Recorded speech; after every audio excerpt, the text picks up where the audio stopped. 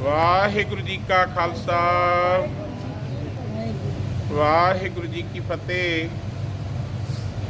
परम सत्कारयोग गुरु रूप गुरु प्यारी समूह साध संगत जीओ, सतगुरु जी ने अज अपार बख्शिश कृपा रहमत की है। अज आपां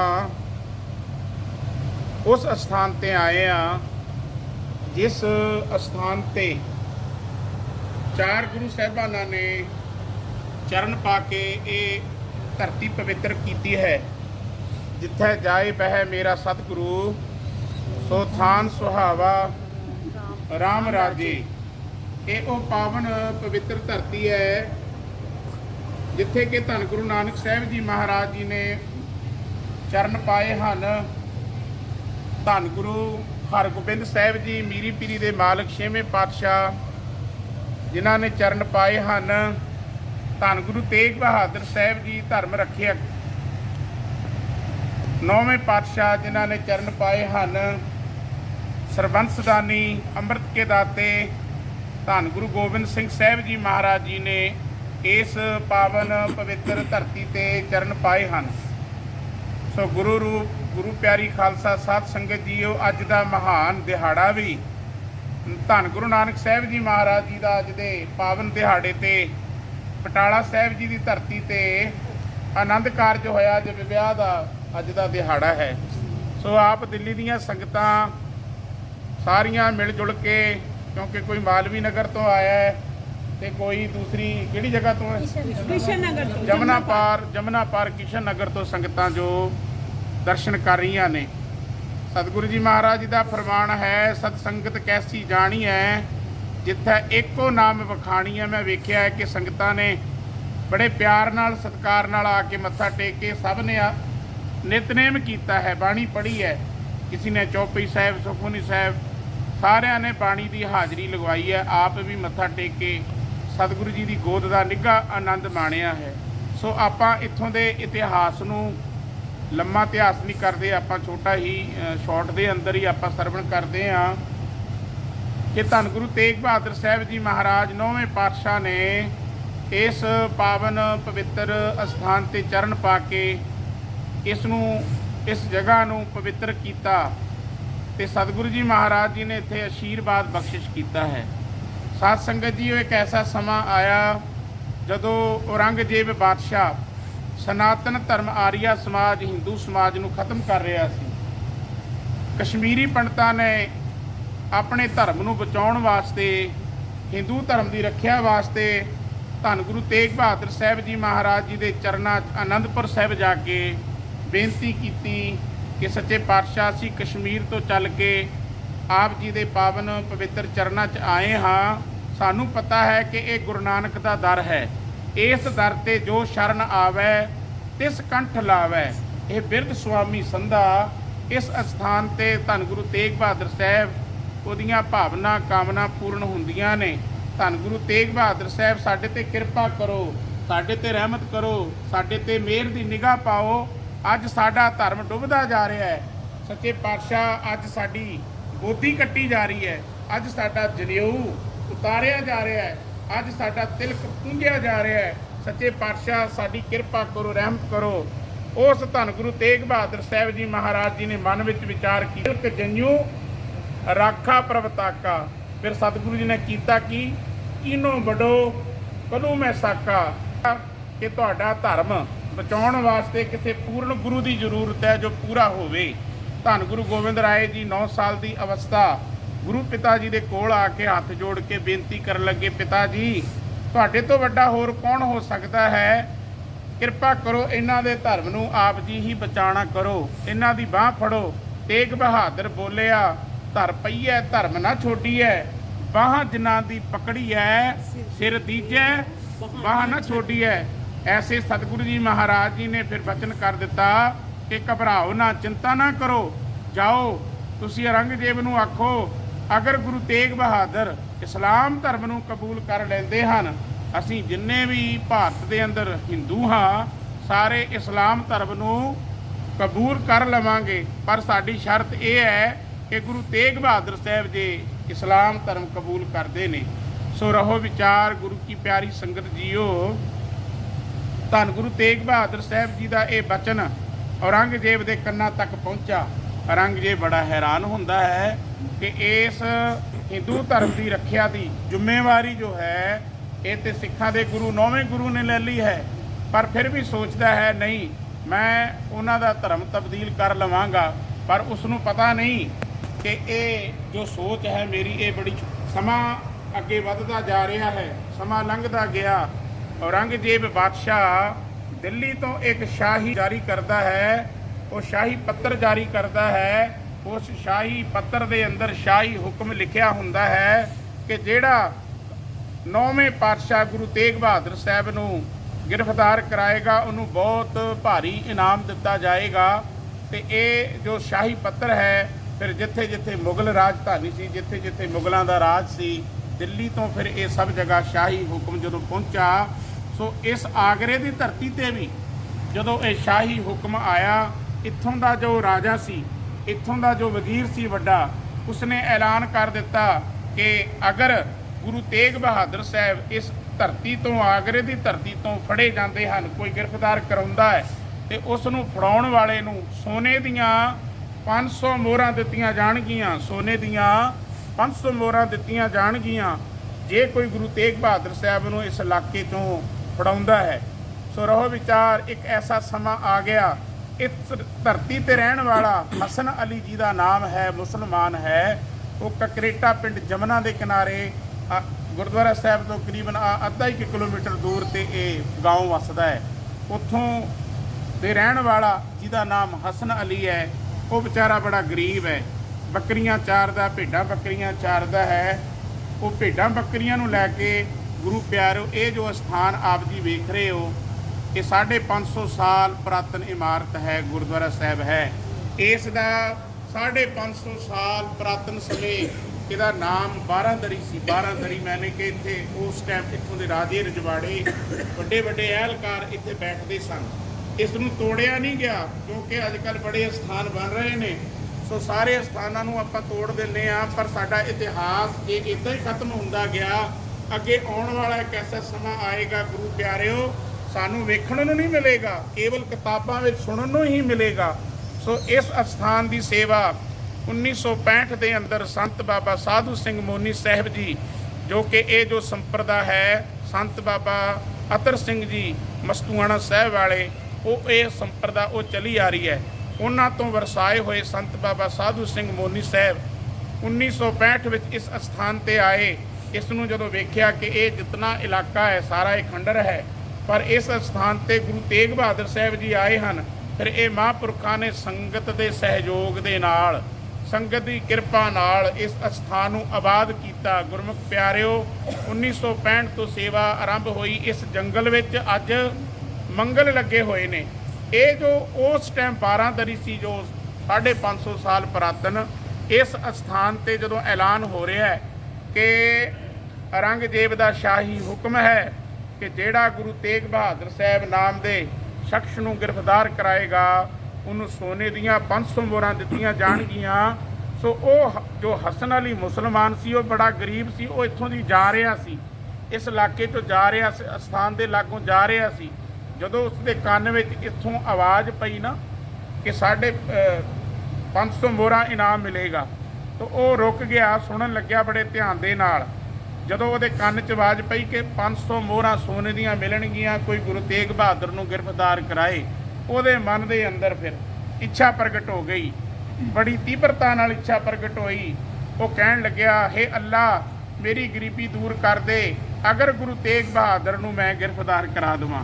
साध संगत जीओ, ਇਹਦੀ इच्छा रोज़ प्रगट हुंदी है, रोज़ तीव्रता बढ़ती जा रही है गुरु तेग बहादुर साहब जी नूं गिरफ्तार कराउण वास्ते। इधर भाणा की वरतिया कि धन गुरु तेग बहादुर साहब जी महाराज 9वें पातशाह दिल्ली वास्ते पंजाब तो चाली पाए हुए सन। सतगुरु जी के नाल 5 सिख सन, जिन्हां दा नाम भाई मती दास, भाई सती दास, भाई दयाला जी, भाई ओदा जी ते भाई जैता जी। सतगुरु जी के नाल 5 सिख सन, सतगुरु जी आप सन। सतगुरु जी पंजाब तो दिल्ली वाल जा रहे हैं। इधर इत्थों के रहने वाला एक हसन अली याद कर रहा है ਤੇ ਸਤਿਗੁਰੂ ਜੀ ਮਹਾਰਾਜ ਦਿੱਲੀ ਜਾਣ ਤੋਂ ਪਹਿਲਾਂ ਸਤਿਗੁਰੂ ਜੀ ਮਹਾਰਾਜ ਫਿਰ ਇਹਦੀ ਇੱਛਾ ਪੂਰੀ ਕਰਨ ਵਾਸਤੇ, ਇਹਦੀ ਗਰੀਬੀ ਦੂਰ ਕਰਨ ਵਾਸਤੇ ਗੁਰਮੁਖ ਪਿਆਰਿਓ ਇਸ ਪਾਵਨ ਪਵਿੱਤਰ ਧਰਤੀ ਤੇ ਪੰਜਾਂ ਸਿੱਖਾਂ ਸਮੇਤ ਸਤਿਗੁਰੂ ਜੀ ਨੇ ਆ ਕੇ ਚਰਨ ਪਾਏ। ਇਹ ਜੋ ਆਪ ਜੀ ਨੇ ਸਥਾਨ ਵੇਖਿਆ, ਸਤਿਗੁਰੂ ਜੀ ਮਹਾਰਾਜ ਇੱਥੇ ਬੈਠੇ, ਇੱਥੋਂ ਵੇਖਿਆ ਕਿ ਜਿਹੜਾ ਉਹ ਹਸਨ ਅਲੀ ਹੈ ਜਿਹੜਾ ਸਾਨੂੰ ਯਾਦ ਕਰ ਰਿਹਾ ਹੈ ਉਹ ਕਿੱਥੇ ਹੈ। ਸਤਿਗੁਰੂ ਜੀ ਨੇ ਜਦੋਂ ਵੇਖਿਆ ਕਿ ਉਹ ਜੋ ਹਸਨ ਅਲੀ ਮੁਸਲਮਾਨ ਹੈ ਉਹ ਸ਼ਾਹੀ ਬਾਗ ਵਿੱਚ ਬੈਠਾ ਹੈ, ਸਾਹਮਣੇ ਗੁਰਦੁਆਰਾ ਮੰਜੀ ਸਾਹਿਬ ਸੁਸ਼ੋਭਿਤ ਹੈ, ਬੜਾ ਸੁੰਦਰ ਹੁਣ ਵੀ ਬਗੀਚਾ ਹੈ, ਬਾਗ ਬਣਿਆ ਹੋਇਆ ਹੈ। ਉਹ ਅਸਥਾਨ ਤੇ ਸਤਿਗੁਰੂ ਜੀ ਮਹਾਰਾਜ ਜੀ ਚਲੇ ਗਏ ਜਿੱਥੇ ਉਹ ਹਸਨ ਅਲੀ ਘੁੰਮ ਰਿਹਾ ਸੀ। ਸਤਿਗੁਰੂ ਜੀ ਮਹਾਰਾਜ ਜੀ ਨੇ ਜਾ ਕੇ ਬਾਗ ਵਿੱਚ ਉਤਾਰਾ ਕੀਤਾ, ਚੌਂਕੜਾ ਲਾਇਆ। ਸਤਿਗੁਰੂ ਜੀ ਨੂੰ ਵੇਖਿਆ ਕਿ ਪਤਾ ਨਹੀਂ ਕੌਣ ਇੱਥੋਂ ਦਾ ਰਾਜਾ ਆਇਆ ਹੈ। ਉਹ ਹਸਨ ਅਲੀ ਖੁਦ ਚੱਲ ਕੇ ਗੁਰੂ ਤੇਗ ਬਹਾਦਰ ਸਾਹਿਬ ਜੀ ਦੇ ਚਰਨਾਂ 'ਚ ਆ ਗਿਆ। ਆਖਣ ਲੱਗਿਆ ਸ਼ਾਇਦ ਕੋਈ ਰਾਜਾ ਆਇਆ ਹੈ। ਤੇ ਸਤਿਗੁਰੂ ਜੀ ਮਹਾਰਾਜ ਜੀ ਅੰਤਰਜਾਮੀ ਸਨ, ਜਾਣਦੇ ਸਨ ਕਿ ਇਹ ਹੀ ਉਹ ਸ਼ਖਸ ਹੈ ਜਿਹੜਾ ਸਾਨੂੰ ਫੜਾ ਕੇ ਸਾਡੀ ਗ੍ਰਿਫਤਾਰੀ ਕਰਾ ਕੇ ਇਨਾਮ ਪਾਉਣ ਦੇ ਚਾਹਵਾਨ ਹੈ। ਤੇ ਸਤਿਗੁਰੂ ਜੀ ਮਹਾਰਾਜ ਜੀ ਨੇ ਆਖਿਆ ਕਿ ਭਾਈ ਸਾਨੂੰ ਬੜੀ ਪਿਆਸ ਲੱਗੀ ਹੈ, ਜਲ ਦਾ ਪ੍ਰਬੰਧ ਹੈ, ਕੋਈ ਜਲ ਛਕਾ, ਸੀ ਬੜੀ ਦੂਰੋਂ ਆਏ ਆ। ਸਤਿਗੁਰੂ ਜੀ ਵੱਲ ਵੇਖ ਕੇ ਕਹਿਣ ਲੱਗਿਆ ਕਿ ਮਹਾਰਾਜ, ਹੇ ਰਾਜਨ ਜੀ, ਹੇ ਪੀਰ ਜੀ, ਇਸ ਜਗ੍ਹਾ ਦਾ ਸਾਰਾ ਪਾਣੀ ਖਾਰਾ ਹੈ, ਤੁਸੀਂ ਪੀ ਨਹੀਂ ਸਕਦੇ। ਤੇ ਸਤਿਗੁਰੂ ਜੀ ਮਹਾਰਾਜ ਜੀ ਪਹਿਲਾ ਬਚਨ ਕਰ ਦਿੱਤਾ ਗੁਰੂ ਤੇਗ ਬਹਾਦਰ ਸਾਹਿਬ ਜੀ ਨੇ ਇਸ ਸਥਾਨ ਤੇ, ਭਾਈ ਇਹ ਜੋ ਇਲਾਕਾ ਹੈ ਇਸ ਇਲਾਕੇ ਦਾ ਪਾਣੀ ਖਾਰਾ ਨਹੀਂ ਹੋਵੇਗਾ, ਹਜ਼ਾਰਾ ਹੋਵੇਗਾ, ਭਾਵ ਕਿ ਮਿੱਠਾ ਹੋਵੇਗਾ। ਤੇ ਗੁਰਮੁਖ ਪਿਆਰਿਓ ਸਤਿਗੁਰੂ ਜੀ ਦੀ ਬੜੀ ਕਿਰਪਾ ਰਹਿਮਤ ਹੈ। ਆਪ ਜੀ ਇਹ 38 ਏਕੜ 'ਚ ਗੁਰਦੁਆਰਾ ਬਣਿਆ ਹੋਇਆ ਹੈ। ਪੂਰੇ ਸਥਾਨ ਦੇ ਅੰਦਰ ਸਾਰਾ ਪਾਣੀ ਜਲ ਹੈ ਜੋ ਮਿੱਠਾ ਹੈ। ਆਪ ਜੀ ਲੰਗਰ 'ਚ ਜਾਓਗੇ, ਜਲ ਛਕੋਗੇ, ਬੜਾ ਆਨੰਦ ਪ੍ਰਾਪਤ ਹੋਵੇਗਾ। ਸਤਿਗੁਰੂ ਜੀ ਨੇ ਜਲ ਛਕਿਆ। ਸਤਿਗੁਰੂ ਜੀ ਨੇ ਜਲ ਛਕ ਕੇ ਫਿਰ ਕੀਤਾ ਕਿ ਸਤਿਗੁਰੂ ਜੀ ਨੇ ਭਾਣਾ ਕੀ ਵਰਤਾਇਆ, ਚੋਜੀ ਮੇਰੇ ਗੋਬਿੰਦਾ, ਚੋਜੀ ਮੇਰੇ ਪਿਆਰਿਆ, ਹਰ ਪ੍ਰਭ ਮੇਰਾ ਚੋਜੀ ਜੀਓ। ਸਤਿਗੁਰੂ ਜੀ ਨੇ ਉਹਦੇ ਵੱਲ ਵੇਖਦਿਆਂ ਹੋਇਆ ਨਾ ਆਪਣੀ ਕੀਮਤੀ ਅੰਗੂਠੀ ਉਤਾਰ ਲਈ। ਜਿਹੜਾ ਹੀਰਾ ਜੜਤ ਅੰਗੂਠੀ ਹੈ, 8 ਕੋਨੇ ਵਾਲਾ ਉਹਨੂੰ ਹੀਰਾ ਲੱਗਿਆ ਹੈ, ਸੋਨੇ ਦੀ ਅੰਗੂਠੀ ਹੈ। ਤੇ ਦਸ਼ਾਲਾ ਸਤਿਗੁਰੂ ਜੀ ਮਹਾਰਾਜ ਜੀ ਨੇ ਜਿਹੜਾ ਕਮਰ ਕਸਾ ਕੀਤਾ ਉਹ ਵੀ ਖੋਲ ਲਿਆ। ਆਖਿਆ ਕਿ ਹੇ ਭਾਈ, ਸਾਨੂੰ ਬੜੀ ਭੁੱਖ ਲੱਗੀ ਹੈ, ਪਾਣੀ ਤੇ ਪੀ ਲਿਆ, ਸਾਨੂੰ ਹੁਣ ਭੁੱਖ ਲੱਗੀ ਹੈ, ਕੁਛ ਪ੍ਰਬੰਧ ਕਰ ਖਾਣ ਦਾ। ਕਹਿਣ ਲੱਗਿਆ ਮੈਂ ਤੇ ਗਰੀਬ ਹਾਂ। ਸਤਿਗੁਰੂ ਜੀ ਮਹਾਰਾਜ ਕਹਿੰਦੇ ਲੈ ਆ ਅੰਗੂਠੀ, ਆ ਦਸ਼ਾਲਾ।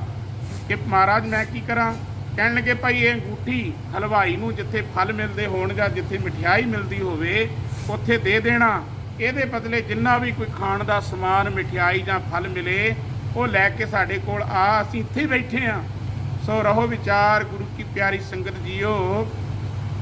ਉਹ ਅੰਗੂਠੀ ਤੇ ਦਸ਼ਾਲਾ ਲੈ ਕੇ ਭਾਵ ਅਰਥ ਕੇ ਜਿਸ ਟਾਈਮ ਜਿਸ ਜਗ੍ਹਾ ਦੇ ਉੱਤੇ ਮਠਿਆਈ ਜਾਂ ਫਲ ਮਿਲਦੇ ਸਨ, ਜਦੋਂ ਉੱਥੇ ਗਿਆ ਹਲਵਾਈ ਨੂੰ ਜਾ ਕੇ ਉਸ ਅੰਗੂਠੀ ਨੂੰ ਦਿੰਦਾ ਹੈ, ਆਖਦਾ ਕਿ ਹੇ ਭਾਈ ਇਸ ਅੰਗੂਠੀ ਦੇ ਬਦਲੇ ਕੁਝ ਮਠਿਆਈ ਦੇ ਦੇ ਅਤੇ ਇਸ ਦਸ਼ਾਲੇ ਦੇ ਅੰਦਰ ਪਾ ਦੇ ਜੋ ਸਤਿਗੁਰੂ ਜੀ ਨੇ ਦਸ਼ਾਲਾ ਦਿੱਤਾ ਸੀ। ਜਦੋਂ ਉਸ ਹਲਵਾਈ ਨੇ ਉਸ ਅੰਗੂਠੀ ਨੂੰ ਵੇਖਿਆ ਬੜਾ ਹੈਰਾਨ, ਇਹਦੇ ਵੱਲ ਵੀ ਦੇਖਦਾ ਹੈ ਕਿ ਇਹ ਤੇ ਗਰੀਬ ਹੈ, ਇਹਨੂੰ ਅਸੀਂ ਜਾਣਦੇ ਹਾਂ, ਇਹ ਹਸਨ ਅਲੀ ਮੁਸਲਮਾਨ ਹੈ, ਪਰ ਇਸ ਗਰੀਬ ਦੇ ਕੋਲੇ ਕਿਸੇ ਰਾਜੇ ਦੀ ਅੰਗੂਠੀ, ਇੰਨੀ ਬੇਮੁੱਲੀ, ਇੰਨੀ ਕੀਮਤੀ ਅੰਗੂਠੀ ਇਸ ਕੋਲ ਕਿੱਥੋਂ ਆ ਗਈ? ਪੁੱਛਣ ਲੱਗੇ ਭਾਈ ਇਹ ਅੰਗੂਠੀ ਤੂੰ ਕਿੱਥੋਂ ਲਿਆਇਆ? ਤੇ ਇਹ ਕਹਿਣ ਲੱਗਿਆ ਵੀ ਇਹ ਮੈਂ ਲਿਆਇਆ ਕਿਤੋਂ ਨਹੀਂ, ਮੈਨੂੰ ਕਿਸੇ ਨੇ ਦੇ ਕੇ ਭੇਜਿਆ ਹੈ ਮਠਿਆਈ ਲੈਣ ਵਾਸਤੇ। ਉਹ ਕਹਿਣ ਲੱਗੇ ਨਹੀਂ ਤੂੰ ਝੂਠ ਮਾਰਦਾ ਹੈ, ਇਹਦੇ ਨਾਲ ਦੀ ਹੋਰ ਵੀ ਤੇਰੇ ਕੋਲ ਹੋ ਸਕਦੀ ਹੈ, ਹੋਰ ਵੀ ਖਜ਼ਾਨਾ ਹੋ ਸਕਦਾ ਹੈ। ਇਹ ਕਹਿੰਦਾ ਮੇਰੇ ਕੋਲ ਕੋਈ ਖਜ਼ਾਨਾ ਨਹੀਂ, ਤੁਸੀਂ ਮੈਨੂੰ ਮਠਿਆਈ ਦਿਓ। ਸੋ ਰਹੋ ਵਿਚਾਰ, ਉਹ ਇਹ ਤੋਂ ਪੁੱਛਣ ਦੇ ਮਾਰੇ ਇਹਦੀ ਸ਼ਿਕਾਇਤ ਜੋ ਹੈ ਕੋਤਵਾਲ ਵਿੱਚ ਕਰ ਦਿੰਦੇ ਨੇ।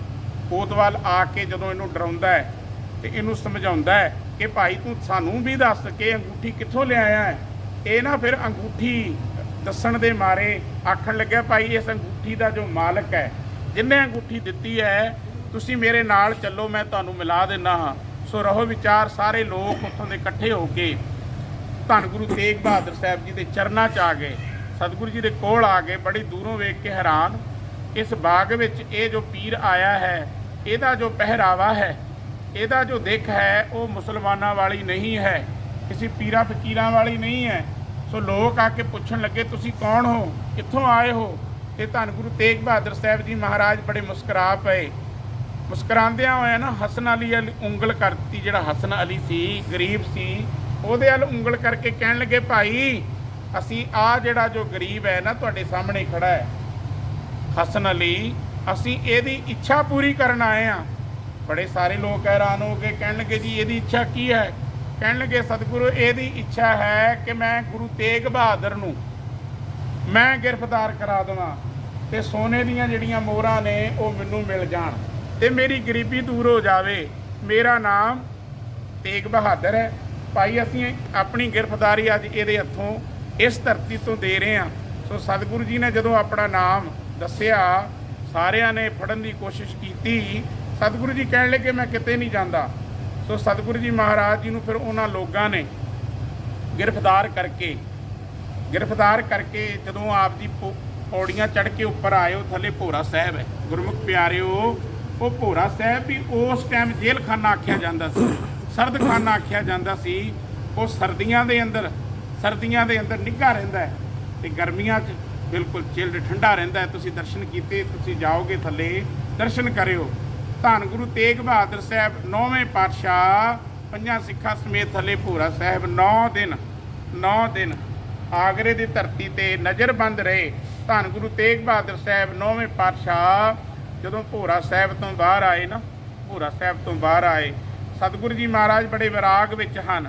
ਸਤਿਗੁਰੂ ਜੀ ਮਹਾਰਾਜ ਜੀ ਨੇ ਇਸੇ ਸਥਾਨ ਤੋਂ ਗੁਣ ਗੋਬਿੰਦ ਗਾਇਓ ਨਹੀਂ ਜਨਮ ਅਕਾਰਤ ਕੀਨ ਵਿਰਾਗਮਈ ਸ਼ਬਦ ਸ਼ਲੋਕ ਮਹੱਲੇ 9ਵੇਂ ਦੇ ਸ਼ਲੋਕ ਉਚਾਰਨ ਕੀਤੇ, ਪ੍ਰਾਰੰਭ ਕੀਤਾ।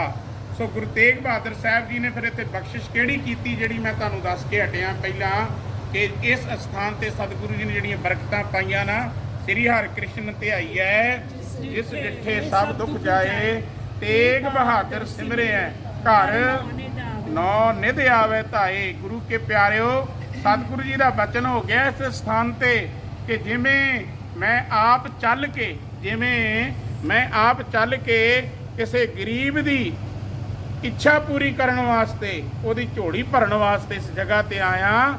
ਤੇ ਜਦੋਂ ਇਸ ਸਥਾਨ ਤੇ ਕੋਈ ਵੀ ਮਾਈ ਭਾਈ ਆਉਣ ਵਾਲੇ ਸਮੇਂ ਕੋਈ ਸ਼ਰਧਾ ਨਾਲ ਭਾਵਨਾ ਨਾਲ ਮੰਗਤਾ ਬਣ ਕੇ ਹਮ ਭੀਖਕ ਭਿਖਾਰੀ ਤੇਰੇ ਤੂੰ ਨਿਜ ਪਤ ਹੈ ਦਾਤਾ ਉਹ ਦਿਆਲ ਨਾਮ ਦੇਹੋ ਮੰਗਤ ਜਨ ਕੋ ਸਦਾ ਰਹੋ ਰੰਗ ਰਾਤਾ। ਜਦੋਂ ਕੋਈ ਮੰਗਤਾ ਬਣ ਕੇ, ਕੋਈ ਭਿਖਾਰੀ ਬਣ ਕੇ, ਸੱਚਾ ਮੰਗਤਾ ਬਣ ਕੇ ਆਏਗਾ, ਜੋ ਵੀ ਭਾਵਨਾ ਨਾਲ ਆਏਗਾ, ਜੋ ਵੀ ਕਾਮਨਾ ਨਾਲ ਆਏਗਾ, ਇਸ ਪਾਵਨ ਪਵਿੱਤਰ ਧਰਤੀ ਤੇ ਉਹਦੀਆਂ ਸਾਰੀਆਂ ਝੋਲੀਆਂ ਬਰਕਤਾਂ ਨਾਲ ਭਰ ਜਾਣਗੀਆਂ। ਸ੍ਰੀ ਹਰਿਕ੍ਰਿਸ਼ਨ ਧਿਆਈ ਹੈ ਜਿਸ ਡਿਠੇ ਸਭ ਦੁੱਖ ਜਾਏ, ਤੇਗ ਬਹਾਦਰ ਸਿਮਰਿਐ ਘਰ ਨੌ ਨਿਧ ਆਵੇ ਧਾਏ, ਸਭ ਥਾਈ ਹੋਏ ਸਹਾਏ। ਸੋ ਸੰਗਤ ਜੀਓ, ਇਹ ਉਹ ਸਥਾਨ ਹੈ ਜਿਸ ਸਥਾਨ ਤੇ ਗੁਰੂ ਸਾਹਿਬ ਨੇ ਇਹ ਬਰਕਤਾਂ ਪਾਈਆਂ। ਇਸ ਅਸਥਾਨ ਦੀ ਸੇਵਾ ਮਹਾਂਪੁਰਖ ਜੋ ਮੌਜੂਦ ਹਨ, ਸੰਤ ਬਾਬਾ ਪ੍ਰੀਤਮ ਸਿੰਘ ਜੀ ਜੋ ਸੇਵਾ ਨਿਭਾ ਰਹੇ ਹਨ। ਇੱਦਾਂ ਦੇ ਹੀ ਅਸਥਾਨ ਜੋ ਕਿ 7-8 ਅਸਥਾਨ ਹੋਰ ਹਨ ਜੋ ਸੇਵਾਵਾਂ ਚੱਲ ਰਹੀਆਂ ਨੇ। ਸੰਗਤ ਜੀ, ਇਹ ਤੁਹਾਡੇ ਸਹਿਯੋਗ ਨਾਲ ਅੱਜ 1965 'ਚ ਸੇਵਾ ਆਰੰਭ ਕੀਤੀ। ਅੱਜ ਆਪ ਜੀ ਵੇਖ ਰਹੇ ਹੋ ਗੁਰਦੁਆਰਾ ਸਾਹਿਬ ਦੇ ਵਿੱਚ ਇਮਾਰਤਾਂ ਹੋਰ ਬਣ ਰਹੀਆਂ ਨੇ, ਕਿਉਂਕਿ ਇਹ ਜੋ ਅਸਥਾਨ ਹੈ, ਜਦੋਂ ਆਪਾਂ ਦਿੱਲੀ ਤੋਂ ਚੱਲੀਏ ਨਾ, ਰਸਤੇ 'ਚ ਸੰਗਤ ਤੇ ਰੋਕਣ ਦਾ ਕੋਈ ਪ੍ਰਬੰਧ ਨਹੀਂ ਹੈ। ਪਰ ਜਦੋਂ ਸੰਗਤਾਂ ਇੱਥੇ ਆਉਂਦੀਆਂ ਨੇ, ਕੋਈ ਗਵਾਲੀਅਰ ਜਾ ਰਿਹਾ ਹੈ, ਕੋਈ ਪੰਜਾਬ ਤੋਂ ਪਟਨਾ ਸਾਹਿਬ ਜਾ ਰਿਹਾ, ਹਜ਼ੂਰ ਸਾਹਿਬ ਜਾ ਰਿਹਾ ਹੈ, ਤੇ ਸੰਗਤ ਜ਼ਰੂਰ ਇਸ ਸਥਾਨ ਤੇ ਬੇਅੰਤ ਸੰਗਤਾਂ NRI ਰੂਮ ਜੋ ਵਿਦੇਸ਼ੀ ਰੂਮ ਹਨ ਉਹ ਵੀ ਬਣੇ ਹੋਏ ਹਨ, ਜੋ ਸੰਗਤਾਂ ਦੇ ਰੁਕਣ ਵਾਸਤੇ ਸਾਰਾ ਪ੍ਰਬੰਧ ਹੈ। 24 ਘੰਟੇ ਲੰਗਰ ਹੈ। ਬੇਅੰਤ ਸੰਗਤਾਂ ਆ ਕੇ ਤੇ ਹਾਜ਼ਰੀਆਂ ਭਰਦੀਆਂ ਨੇ, ਦਰਸ਼ਨ ਕਰਦੀਆਂ ਨੇ। ਸੋ ਆਪ ਵੀ ਧੰਤਾ ਯੋਗ ਹੋ ਜੋ ਦਿੱਲੀ ਤੋਂ, ਮਾਲਵੀਆ ਨਗਰ ਤੋਂ, ਜਮਨਾ ਪਾਰ ਤੋਂ, ਹੋਰ ਅਲੱਗ-ਅਲੱਗ ਦਿੱਲੀ ਦੀਆਂ ਸੰਗਤਾਂ ਜੋ ਆਈਆਂ ਹਨ। ਇਹੀ ਅਰਦਾਸ ਸਤਿਗੁਰਾਂ ਦੇ ਚਰਨਾਂ 'ਚ ਕਰਦੇ ਹਾਂ ਕਿ ਜਿੰਨੀ ਵੀ ਸੰਗਤ ਆਈ ਹੈ, ਸਤਿਗੁਰੂ ਜੀ ਮਹਾਰਾਜ ਆਪ ਸਾਰੀ ਮਾਈ ਭਾਈ ਦੀ ਯਾਤਰਾ ਸਫਲ ਕਰਨ, ਸਭ ਦੀ ਹਾਜ਼ਰੀ ਲੱਗੇ। ਸਤਿਗੁਰੂ ਜੀ ਮਹਾਰਾਜ ਸਾਰਿਆਂ ਦੇ ਸਿਰ ਤੇ ਮਿਹਰ ਭਰਿਆ ਹੱਥ ਰੱਖਣ, ਸਾਰੀਆਂ ਦੀਆਂ ਭਾਵਨਾ ਕਾਮਨਾ ਇੱਥੇ ਪੂਰੀਆਂ ਹੋਣ। ਸਾਰੇ ਜਾਣੇ ਬੁਲਾਓ ਫਤਿਹ, ਕੋਈ ਵੀ ਰਸਨਾ ਵਾਂਝੀ ਨਾ ਰਹੇ। ਆਖੋ ਜੀ ਵਾਹਿਗੁਰੂ ਜੀ ਕਾ ਖਾਲਸਾ, ਵਾਹਿਗੁਰੂ ਜੀ ਕੀ ਫਤਿਹ।